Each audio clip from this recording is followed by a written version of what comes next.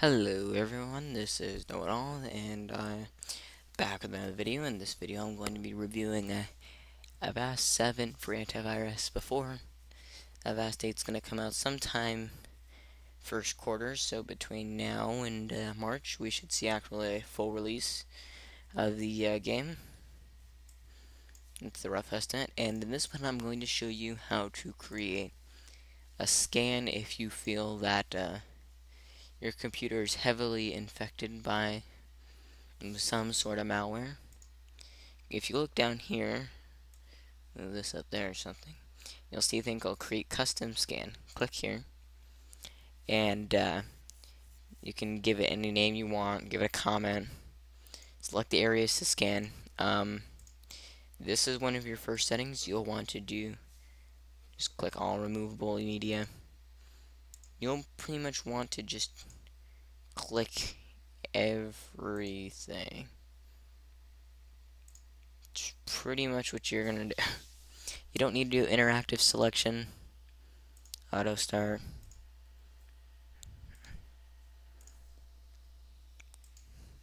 Now you'll see, oh well, you don't know what you're doing. You're doing a lot of repetitive stuff. I know, but for the sake of things, I mean, you could do auto start, but not all users have these same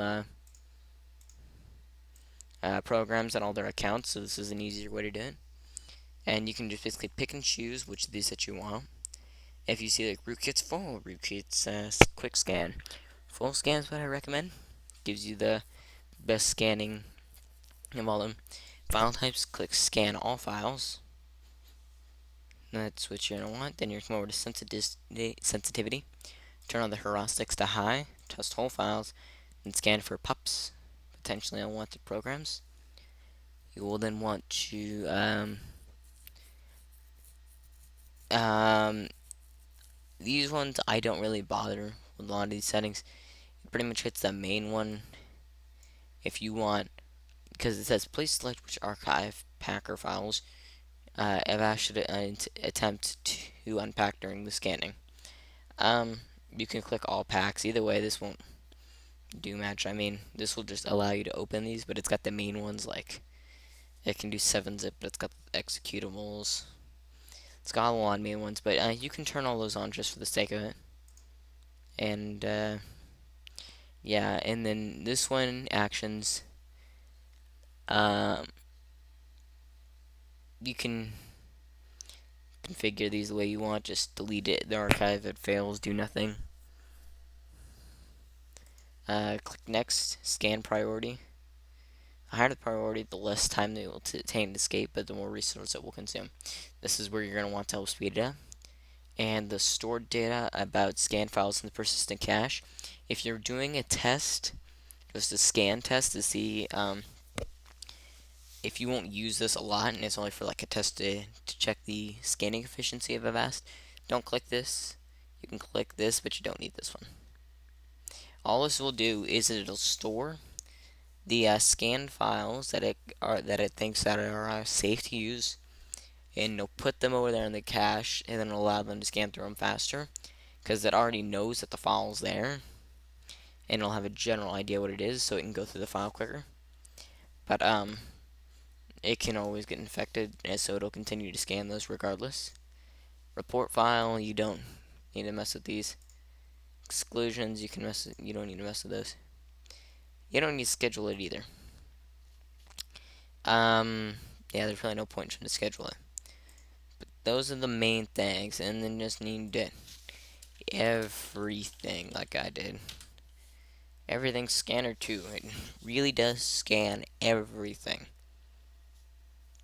It takes this one, my original one, without having all the doubles in there, takes about 30 minutes to do a full to scan everything on my computer. Ooh. Which isn't bad. It's pretty good. Considering Avast has always been known to have just horribly slow scan times. If your computer is also, if you feel like your computer's have a rootkit issue, or it's gonna have a hard time resetting, like you just installed the software and it wants you to reset, click on Avast and click boot time scan, and schedule now, so that when it wants you to refresh it, next time you refresh your computer, Avast will scan through all that. Um, the shields, personally, I always go into the expert settings, and I always like scan everything, auto sandbox exclusions. Biggest thing is go to scanning, click every one of these for every shield. Pop in suspicious files, sensitivity, test whole files, maybe slower for big files, but it's the best. And then use code emulation. This will make it go faster. All these are probably the main ones. I know a lot of people have issues when it comes to the Avast Mail Shield, and they tried doing it for Google. If you use Gmail, you cannot do it directly from the browser, or if there is, you can't. I've never seen anyone do it. You'll have to get something called Thunderbird, which is available from Mozilla, and you'll have to set it up from there.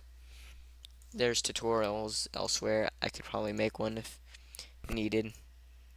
I don't bother with it personally because I just feel like it's a waste considering Google already scans them right around the time when they're trying to get ads for the corrected for the ads in your Gmail.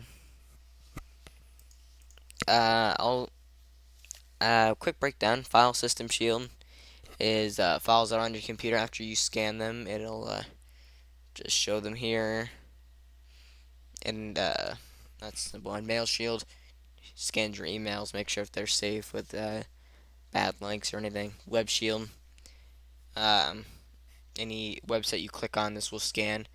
Works in conjunction with the Avast Web Rep, which it installs upon installation of Avast. The next one is the P2P. I don't even know what it is exactly. For most, this is when you're downloading torrents and other sites to get free information. It'll scan those individually because they know that a lot of people do it anyways, so they have protection there. IM Shield, when you're doing stuff like Skype, for example, every time you get a message and it has a link, when you click on it, it'll scan that link and see if it's safe.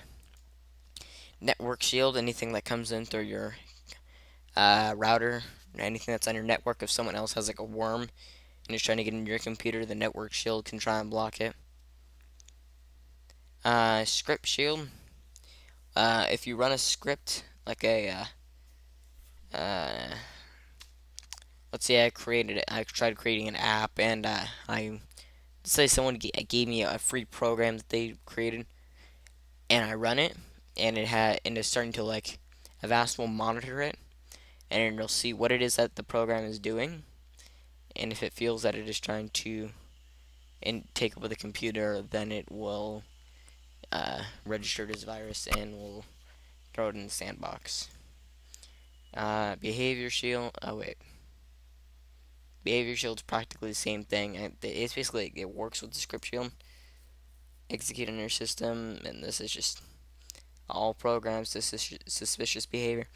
Basically, it's like another Script Shield, but it applies to all programs, excluding scripts, of course. For additional protection, let's just come over here. Go into these settings. Auto sandbox. I click all of these on.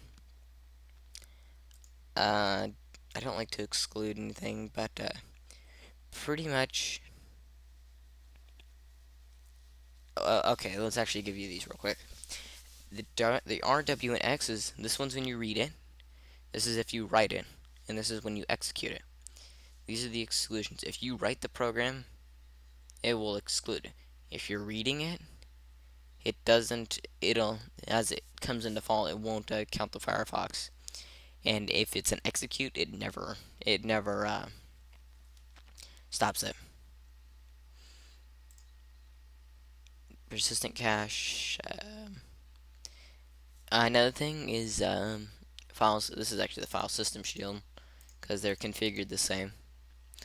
I have it set to selection action when a virus is found. Move to chest if action fails. If it then fails, at that point I'm screwed. But if it fails, I just have it go to ask. Actually, it should be ask. Actually, go to repair now. What you should do is go to repair. If it cannot repair, go to move to chest. If that action fails, make it ask you. Repair. Cannot repair. You have to go move to chest. If that doesn't work, ask.